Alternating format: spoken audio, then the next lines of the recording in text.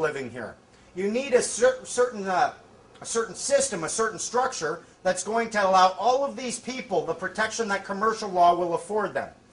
It boils down to compassion, and it boils down to the Magna Carta, which essentially said that the government within this structure are bound by their own rules.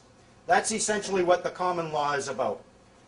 All of this side of the hierarchy of law, this all deals with your body as a human being.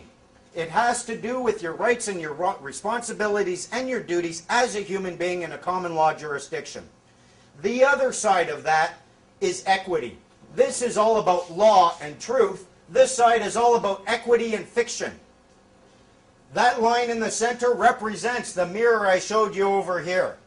On the other side, you have statutes, you have regulations, bylaws, and orders. They don't act on your body at all. They only act upon your person. They only act in equity. And here's the thing. People who exist in equity and act in equity cannot exit equity. Grab something that's existing only in law, drag it into it, and then try affecting it. Equity is a bitch, as they say. And you can only enter into it voluntarily. No one can ever force you. That's why they're using applications, registrations, and submissions and your signature. You voluntarily stepped into the equity game.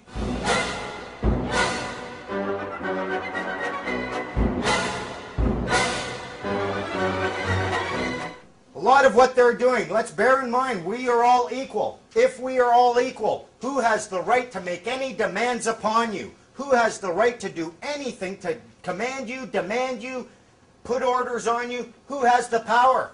No one. The thing is, they never do that. Everything they do is an offer. Everything. It might appear to be a demand. They might label it an order, but then it's an offer for you to accept that their offer is an order. If we are all equal, the only tool they can possibly have is an offer. They get you to break the law because of how you deal with their offers. And it's all about dishonor. Let's suppose for a moment you're at home, you're watching TV, your sweetie's in the kitchen. She asks you, honey, would you please take the garbage out? And you just ignore them. They ask you 20 times, you just keep ignoring them. Are you going to get any sweet, sweet lovin's that night? No, you dishonored your lover, you're not getting any. Now let's suppose they ask you again, would you take the garbage out? And you just say, no, and you flat out reject. Are they going to be happy with that? Are they going to express their love and respect for you? No, you've dishonored them. Your third option, they ask you to take the garbage out. Yes, honey, I'm right there and I'll do it right now, but then you might miss the big game on TV. You have a fourth option the government doesn't want you to know about. They're perfectly happy when they send you a notice and you ignore it. You're stepping into dishonor. They'll get you for it. They love it when you dispute it and you say no and you reject. You're in dishonor. They'll love you for it. They love you even more when you just bend over and do what they want you to do. Just get up and go do what they're telling you to do. You don't have to. You've got a fourth option. It's called the conditional acceptance. Remember, we're all equal. Honey, will you take the garbage out? Yeah, I'll take the garbage out. No problem doing that. And if you can prove to me that it can't wait for a commercial, I'll do it right now. But I want some lovin's too. You can apply your conditions to it. You can deal with them. Don't think they're making orders. Don't think it's a command or a demand. All it is an offer. And if it seems like more than an offer, the fundamental, the foundation of their offer is for you to accept their offer, to agree that they have the power to order you. Questions? I see you thinking.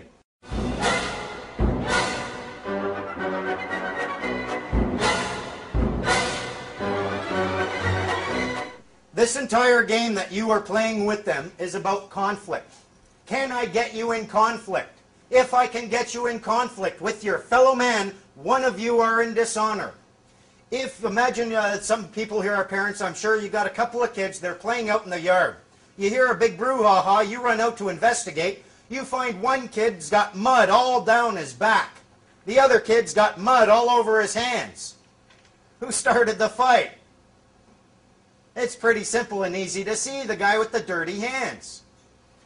What they will get you to do is to deal with things that create conflict, and once you're in that conflict, you're going to be in conflict in dishonor. Let's say you get a parking ticket or you get a violation ticket. You end up going to court for it. They are not concerned so much with what you did at that point that is getting you into court. They're more concerned with what did you do in that 30-day period. There's a very good reason they don't charge you and bring you to court 2 days later. You've got 30 days grace. You've got 30 days to offer amends. 30 days to apologize, find peace with your fellow man. If you do that, the court has nothing to say. And if you don't do that, because those 30 days went by and you made no offers, guess who's in dishonor? And then it doesn't matter what it's all about. All the judge has to look at is who is in dishonor. In order to avoid conflict, what we are going to do, we accept everything. Everything they want to give you, I accept that and I love you for it. Thank you very much. But with my conditions attached to it. If you accept every offer they make, how can they take you to court? They can't. If you're accepting everything they offer, they have no reason to claim conflict.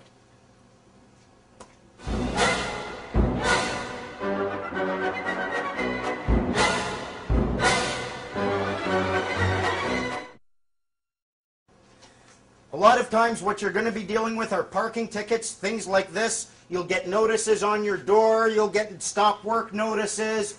They'll hit you with a notice. A notice is in effect an offer which you can't refuse. If you do, you'll go into dishonor. But here's a funny thing about a notice. A notice has to be understandable. It has to be clear, concise, and understandable and unequivocal. That's it.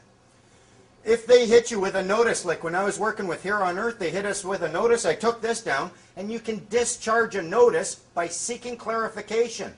Yeah, I got your notice, but I see this word, and I don't know what you mean by that word, so please answer this. What does this word mean? What does this word mean? What does this word mean? Thank you. I'm happy to talk with you.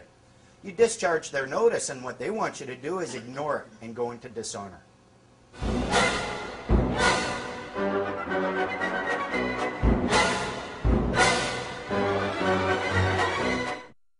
We went in there, we followed the process, got a letter back. We're withdrawing this. This is their trick. You get a little parking ticket. They are notices. This is not a bill. You can't take this and pay. This is just a notice giving you information, telling you there's something you should pay attention to. So what do? We're going to accept it. We write a little letter. We say, look, I noticed your notice, and here's my notice noticing your notice, and I hope you notice my notice noticing your notice, because now we're in discussion. I accept your notice. I accept that there's something there. Now, what would a bank do? A bank isn't going to go waste their time fighting in court for 40 bucks. No. What do? You accept it. And then you become the administrator. And you tell them, look, I'm more than happy to pay you. You're apparently claiming I owe you money. I'm the administrator here, and I will settle this account as administrator. But first, I have to do a little verification, eh? I mean, you don't want me paying off a bill without actually seeing the bill. I have to verify this debt, so please send me a bill. Please send me a bill that's going to have a signature on it. When you're done sending me that, I want to see the contract, the lawful two-party contract supporting that bill. If you can't show me that, stop asking me for money.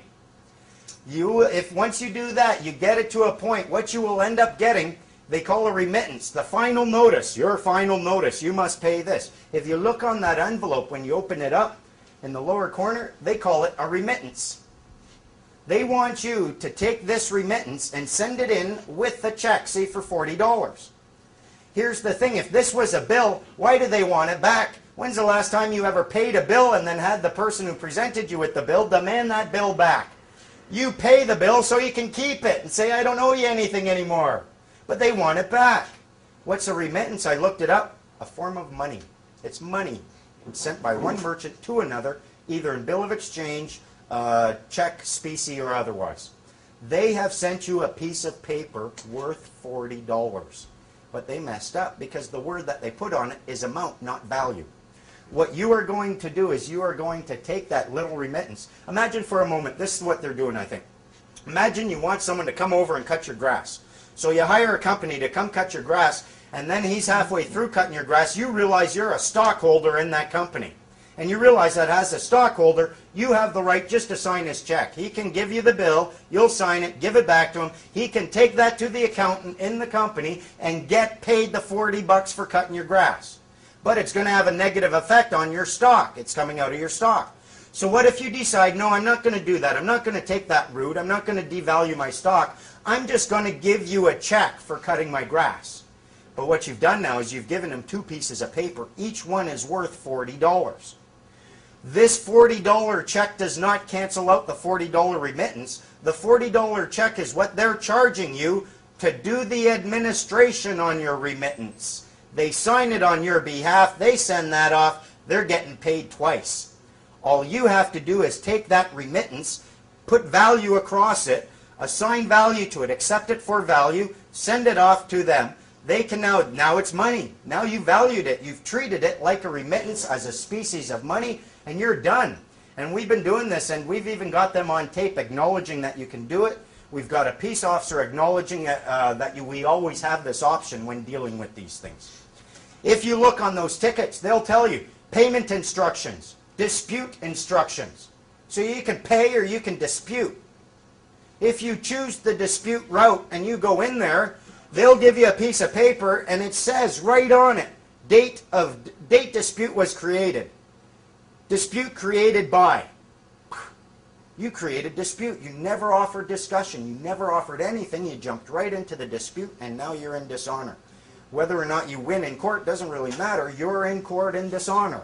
All you had to do was accept what they give you, say, I value that. There you go, take it back.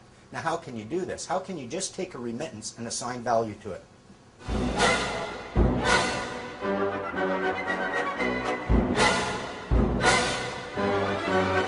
Oh, the value. How can you do that? Look, who's got their birth certificates on them right now? Pull it out and look at the back of your birth certificate. On the back of that birth certificate, you will find a number. It's a bond tracking number. The government generated and floated a bond when you were registered as a child. This bond generates revenue every year. The Federal Minister of Finance is acting as your fiduciary agent in trust over your account. When's the last time you told him what to do with your money? Never. So his obligation then is under the Financial Administration Act. His obligation is to transfer it to a registered representative. That's your provincial representatives. They do this every year in the form of the federal transfer payments. Part of what they're transferring, part of what your federal representatives are transferring to your provincial representatives is money generated from your bond, and they have no right to touch that money whatsoever if they're not acting as your representatives. You are going to tell them, look, you want payment for this ticket? That's fine. Go take it from this transfer payment before you transfer it. You get paid, they get paid, you get discharged, there's no dispute, there's no conflict. And they don't like that too much. The violation tickets are the next thing.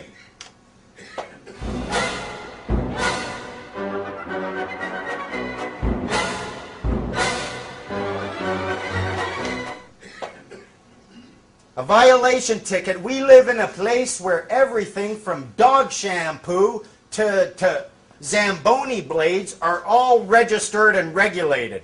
Do you think these violation tickets, there's not a statute out there governing their use? There is, and you can't find a violation ticket act. A violation ticket is in fact a bill of exchange. It's just like a check almost. It's an unconditional order in writing addressed by one person to another, signed